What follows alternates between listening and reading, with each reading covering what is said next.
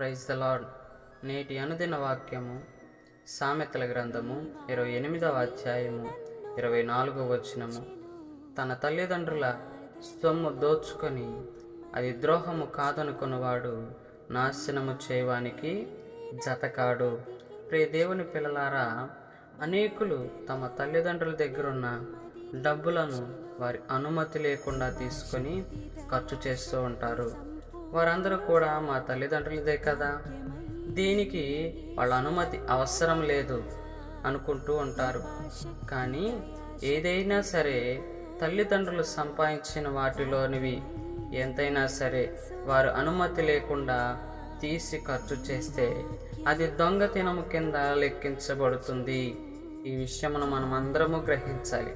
ఈ గ్రహింపు కూడా లేకుండా ఇదంతా మాకే కదా, మాదే కదా అనుకుంటారు.